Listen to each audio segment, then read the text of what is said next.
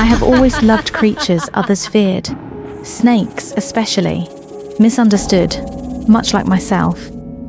People see them as symbols of death, as lurking evils waiting to strike. But I knew better. A snake only bites when threatened, only kills when forced. Treat them with kindness, and they will be gentle in return. Yet humans do not understand such things. They fear what they do not know. They whispered behind my back, called me wicked for keeping serpents as companions. They envied my beauty, my wisdom, my devotion to Athena. Their jealousy was like poison, spreading through their words, their gazes. But I paid them no mind. My heart belonged to the goddess of wisdom, and I lived only to serve her. Then, he came, Poseidon, a god as vast and unknowable as the ocean itself. His voice was the crashing tide, his eyes the abyss.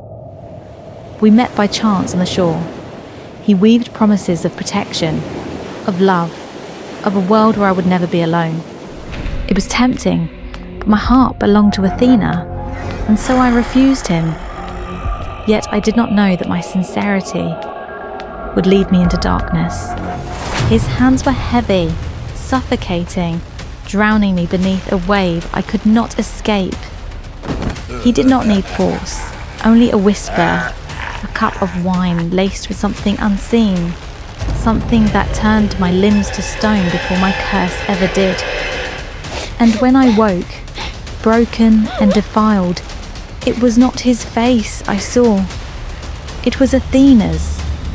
Her wrath was like a storm, her voice a blade that cut me deeper than anything Poseidon had done. I fell to my knees, pleading, begging her to see the truth, but she only looked down at me as though I was filth, a stain upon her sacred temple. "You have broken your vow," she said, her voice void of mercy. "Your beauty has led to your corruption. It will do so no longer." I screamed as the curse took hold. My hair twisted, writhed, transformed into hissing vipers that coiled around my face. My skin burned, my veins turned to ice. The first time I opened my eyes, the priestess who had once been my friend turned to stone before me. One by one, everyone I loved, and who had loved me, met the same fate, frozen in front of my helpless gaze. I ran.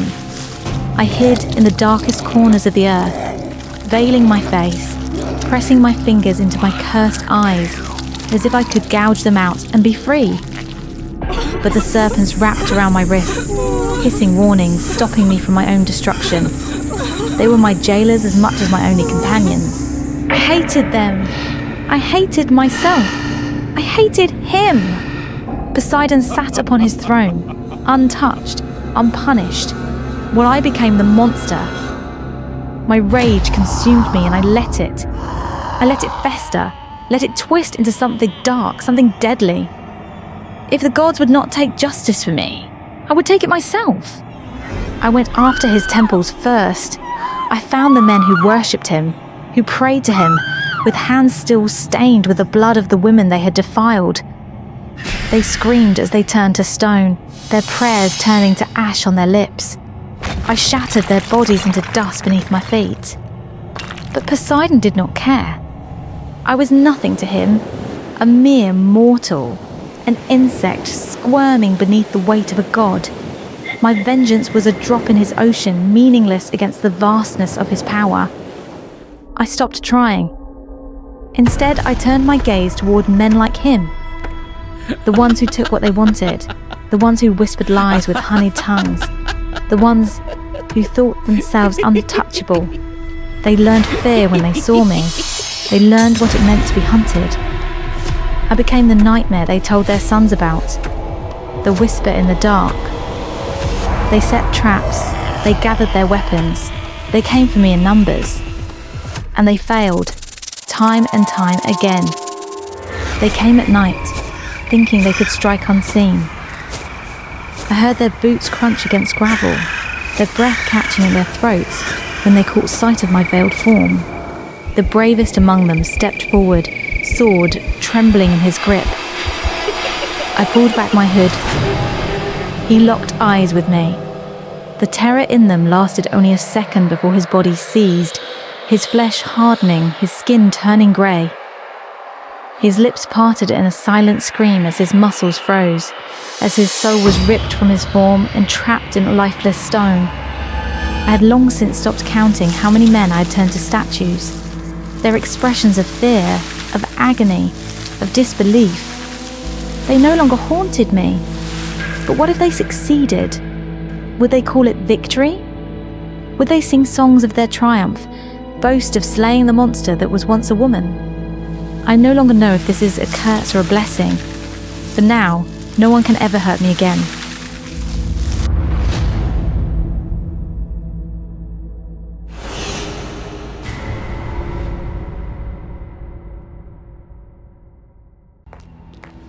The ballroom is alight with golden chandeliers, casting soft, flickering light upon the swirling figures below.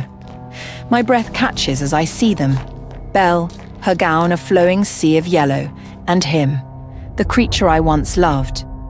They twirl together, their movements synchronized in a way that speaks of trust, of affection. My chest tightens. How dare he? How dare they? I've been watching them for weeks now, hiding in the shadows of my own making.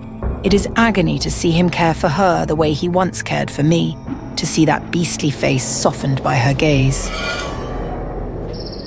I was his first love, the one who would have stood by him through storms and fire, but that was before his heart betrayed me. I was beautiful once, so beautiful that my presence alone could silence a room. He adored me, his raven-haired enchantress, the woman who dared to love a prince despite the whispers and accusations. They said I had bewitched him, that no man of his stature could truly love a witch without some vile potion involved. His family believed them. I don't understand why they despise witches so much. Is it a crime to be born a witch? Break it off, or you will lose your crown, your kingdom, your name. He obeyed. It's for the best, He told me, his voice trembling. But his eyes betrayed him. He was a coward, too weak to fight for me. My heart shattered as he walked away, leaving me to the cruel world that had never accepted me. In my grief, I cursed him. I turned his handsome face into the hideous snout of a beast, his strong hands into claws. His castle became a prison, shrouded in mist and shadow, a reflection of the emptiness he had left in me. And the rose. Oh, the rose. A symbol of true love. When its final petal fell, he would remain a beast forever, unless someone could love him as I had once loved him. But I didn't leave the curse without hope. I thought he would return to me, crawling back on those beastly knees, begging for my forgiveness, for my love, to save him. He didn't. For years he hid away in his room, never stepping outside. I wasn't wrong when I called him a coward. As for me, I watched his kingdom crumble under the weight of his curse. His parents died of grief. Their once vibrant kingdom turned to ash. The castle servants, those loyal fools, became nothing more than objects, cursed to suffer alongside their master. I thought it was justice. And then she arrived. Belle. Sweet, naive Belle with her bright eyes and kind heart. She walked into that cursed castle and somehow began to undo the walls I had built around him. He looked at her the way he used to look at me, and it stung more than any blade ever could. I tried to stop it. I sent nightmares to Belle, twisted dreams where he devoured her whole. I transformed the rose garden into a labyrinth of thorns that tore at her delicate skin. I conjured illusions in her mirror, visions of her dying father begging her to return. But nothing worked. She stayed.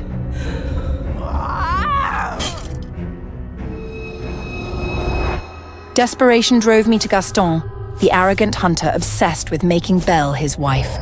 "She's been taken by the beast," I whispered into his ear. "Save her, and she will love you." He was all too eager to believe me, with an army of fools at his side. He stormed the castle. The battle was brutal.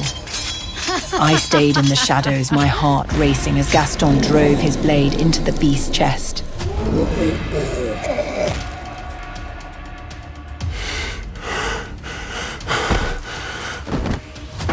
He fell, collapsing on the cold stone floor. Blood pooled around him as his breaths grew shallow. For a moment, I felt triumphant. He would die as the monster I had made him, unloved and alone. But then, something broke within me. He had once been mine. My love. My prince. I couldn't let him die, not like this. I stepped forward and kissed him, hoping to break the curse and save his life. "Come back to me," I pleaded, my voice cracking. "I'll forgive you. I'll save you. We can still have what we lost." He opened his eyes, but they were distant, unfocused. Belle. He whispered. My heart froze. Belle appeared, snatching the beast from my arms. She cradled his head in her lap and kissed him, her love pure and unwavering. The final petal of the rose fell, but instead of sealing his fate, it unleashed a golden light. I watched in horror as his monstrous form melted away, revealing the prince I once knew. He was human again, beautiful, whole, and it wasn't because of me. Rage consumed me. I raised my staff, aiming to curse Belle as I had cursed him. If I couldn't have him, neither could she. But as the spell left my lips, she stepped aside, and the curse struck the glass that encasing the rose behind her. The glass shattered. Before I could react, the magic rebounded, wrapping around me like chains. My skin twisted, my reflection morphing into something grotesque. Horns sprouted from my head, my hands became claws, and my face became the face of a monster. They left me there, alone in the ruins of the castle. He didn't look back. She didn't even flinch.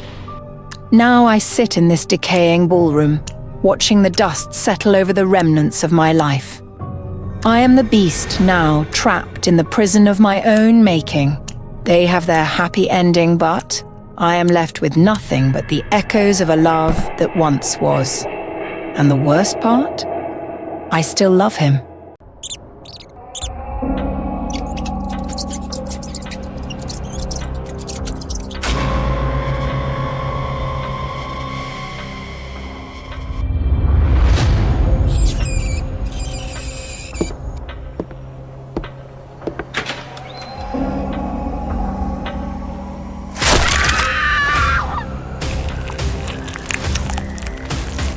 Even though I've tried many kinds of raw meat, I have to admit this chef's skills match my taste perfectly.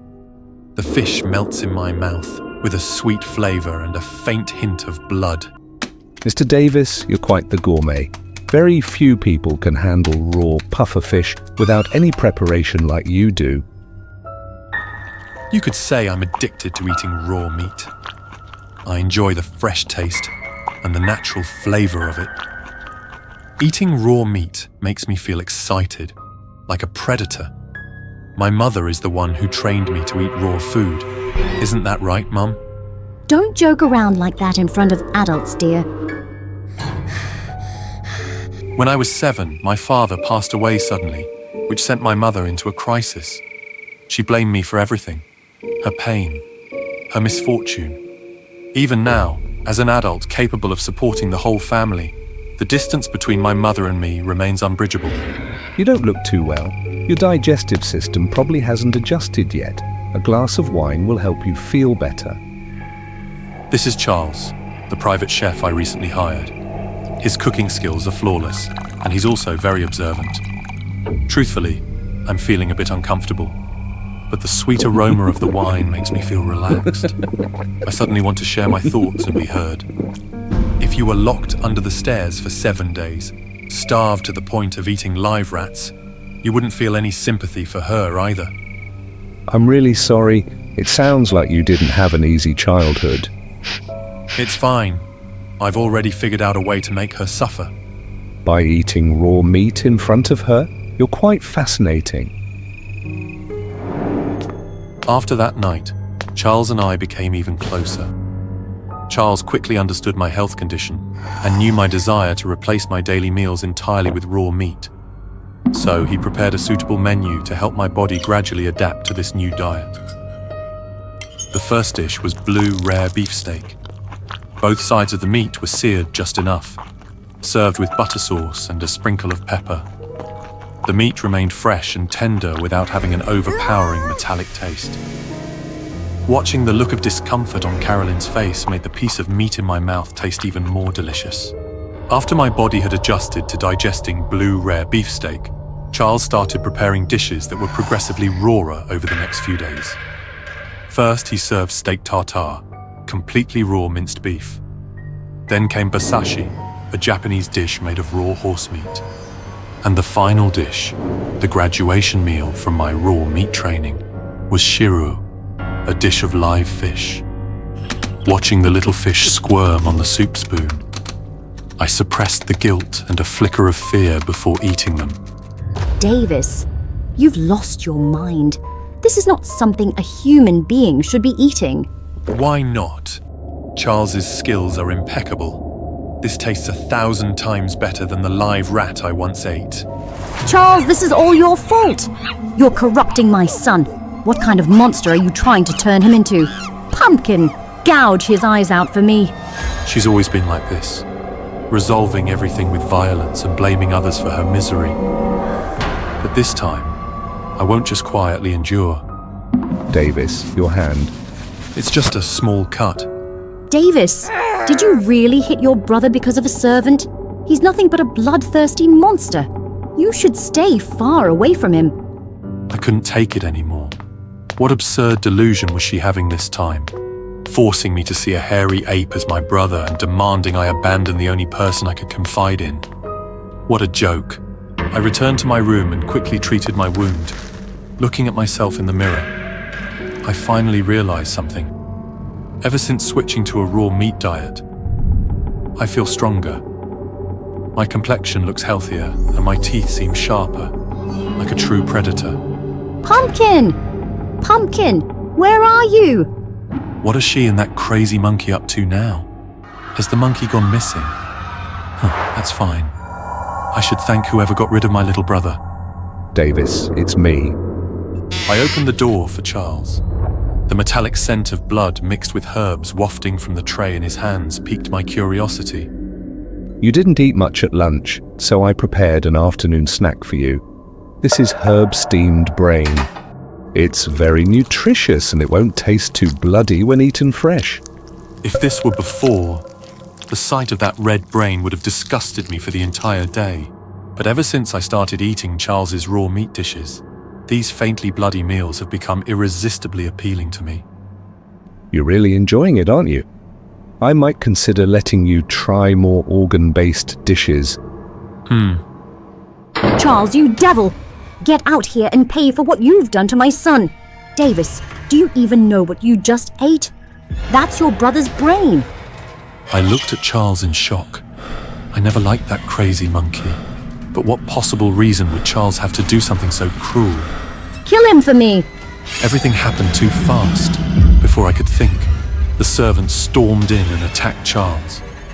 Had everyone lost their minds? Who's the real master of this house? I shouted. Stop this at once! The last word caught in my throat as a cold, piercing sensation spread through my chest. I'd been shot? How was that possible? You ate your brother's brain and defended the devil who killed him. You don't deserve to be my son. That crazy woman. Thanks for saying it for me, Charles.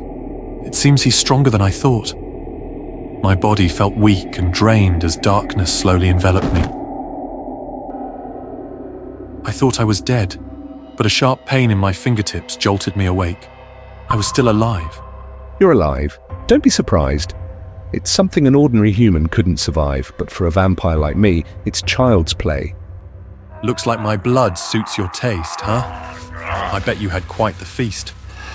Aren't you scared? I was calmer than I expected. There had been so many strange signs, and now that Charles's true nature was revealed, everything started to make sense. Here's the next dish in your blood replenishing menu.